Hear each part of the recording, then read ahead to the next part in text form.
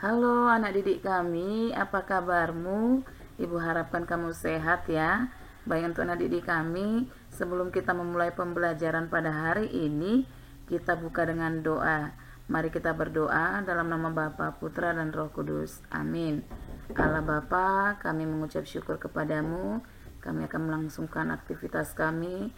Kiranya Engkau memberkati kami. Demi Kristus Tuhan kami. Amin. Bapa, Putra, dan Roh Kudus. Amin. Baik untuk anak didik kami, pembelajaran pada hari ini masih dalam tema 1. Namun untuk saat ini kita berada di subtema 3 dan muatan pelajarannya adalah IPA. Dan saat ini masih bersama Ibu Astika Hutajulu ya. Untuk anak didik kami, sebelumnya pembelajaran ini masih berhubungan dengan hewan dan tumbuhan. Namun kita pelajari di sini adalah pelestariannya. Ya, pelestarian hewan dan tumbuhan. Baik untuk anak didik kami yang dimaksud di sini bahwa makhluk hidup memerlukan tempat tinggal ya, untuk hidup dan berkembang biak. Sama seperti kita, untuk habitat kita atau tempat tinggal kita adalah di rumah. Jadi sedangkan untuk makhluk hidup yang dimaksud di sini hewan dan tumbuhan adalah hutan ya. Jadi habitat dari tumbuhan dan hewan tersebut adalah hutan. Jadi hutan yang kita maksud di sini harus kita jaga agar hewan dan tumbuhan yang tinggal di dalamnya dapat melangsungkan hidup ya, dapat melangsungkan hidupnya. Baik untuk di sini keberadaan hewan dan tumbuhan sangat-sangat penting dan harus kita lestarikan agar untuk pertamanya itu yang pasti tidak punah ya, dapat dimanfaatkan oleh manusia sebagai bahan makanan ya, dan untuk menjaga keseimbangan ekosistem antara produsen dan konsumen dan dapat dimanfaatkan sebagai sumber belajar untuk mengembangkan ilmu pengetahuan. Sama seperti hal ini ya, pelajaran yang kita terima dari hewan dan tumbuhan itu adalah muatan IPA, pengetahuan alam. Baik untuk selanjutnya di sini dalam pelestarian hewan, jadi upaya yang kita lakukan adalah yang pasti di sini memahami pentingnya pelestarian hewan. Jadi kita pahami terlebih dahulu, maksudnya di sini adalah cara merawatnya dengan baik, misalnya jenis makanannya, ukuran kandang yang sesuai, kebersihannya ya, dan memperhatikan jumlah populasinya. Dan kemudian di sini kita maksudkan jika hewan tersebut hewan langka ya, kita tidak boleh mengusik keberadaan hewan tersebut serta menjaganya untuk habitat ya, untuk di habitat aslinya.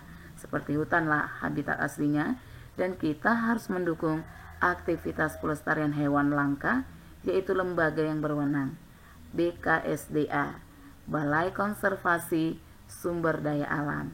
Baik untuk di sini kita lanjutkan adalah untuk membuat tempat penangkaran hewan langka ya. Jadi kita membuat penangkarannya ini tujuannya agar hewan langka dapat berkembang biak dengan baik.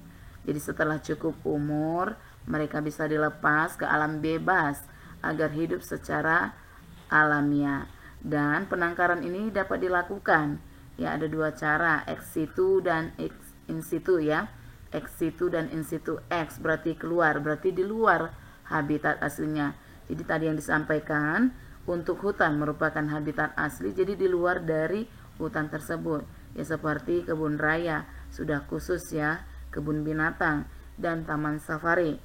Kemudian in situ, in berarti di dalam, artinya di dalam habitat aslinya. Ini yang disebut dengan Taman Nasional sudah lingkup besar, cagar alam, suaka marga satwa, dan hutan lindung. Dan untuk jenis hewan langka yang di sini, yang pasti mungkin kamu sudah tahu ya, sebagian besarnya komodo, orangutan, harimau Sumatera ya, badak bercula 1, burung cendrawasih, dan burung jalak Bali. Itulah yang termasuk bagian dari hewan langka. Baik untuk anak didik kami, kemudian kita lakukan dengan tidak melakukan perburuan liar dan jual beli hewan langka. Jadi banyak ya kegunaan-kegunaan hewan ya, untuk di luar dari sebagai bahan makanan bagi manusia. Misalnya seperti harimau, kadang diburu untuk diambil belangnya ya, kulitnya ya. Kemudian gajah diambil gadingnya. Jadi ini banyak yang diburu hanya untuk mengambil tersebut lalu dijual belikan. Jadi untuk tersebut diadakan atau dibuatlah Undang-Undang RI nomor 5 tahun 1990 pasal 19. Jadi setiap orang yang melakukan ini dilarang ya melakukan kegiatan ini dan mengakibatkan perubahan terhadap keutuhan kawasan swaka alam. Baik, untuk anak kami, inilah contoh gambar ya, sebagian kecil yang Ibu sampaikan sebagai hewan langka. Kemudian pelestarian tumbuhan. Baik, untuk pelestarian tumbuhan yang dimaksud adalah upaya-upaya yang kita lakukan juga, tidak hanya hewan tetapi tumbuhan. Ya, jadi untuk ini ada 6 caranya atau upayanya, yaitu mengembangbiakan tumbuhan yang sudah kita manfaatkan tadi. Ya, ada berapa cara perkembangbiakannya kamu sudah tahu ya, baik untuk yang generatif ataupun vegetatif. Ya, namun untuk yang dimaksud di sini yang kita manfaatkan adalah vegetatif alami dan vegetatif buatan. Lalu tidak membuang pohon sembarangan, melakukan tebang pilih, artinya menembang pohon itu dengan memilih ukuran dan usia tumbuhan yang sesuai.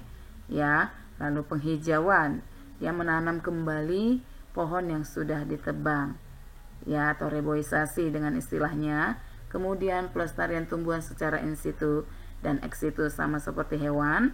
Ya, sama seperti hewan, tetap dilakukan dengan cara ex situ dan in situ. Baik, untuk yang in situ di sini hutan lindung ya, sama juga. Lalu untuk ex situ adalah kebun raya. Jadi tumbuhan langka ini contohnya Amorphophallus, Titanium atau bunga bangkai ya. Lalu Rafflesia arnoldi, kantung semar, cendana dan meranti. Ya, masih banyak lagi yang lain. Kemudian kita lakukan mengembangbiakan tumbuhan langka ini dengan kultur jaringan, yaitu memperbanyak jaringan tumbuhan menjadi tumbuhan baru. Ya, inilah dia gambarnya, ada bunga bangkai, kantung semar ataupun cendana. Baik, untuk anak didik kami, Ibu harapkan kamu sudah mengerti ya pembelajaran kita pada hari ini, dan Ibu harapkan kamu bisa melaksanakannya dan mempelajarinya melalui tugas ya yang Ibu berikan dengan terapannya. Soalnya ada 5 ya. Untuk soalnya di sini ada 5. Ibu harapkan kamu mengerjakannya dengan baik. Selamat belajar dan terima kasih. Salam sehat.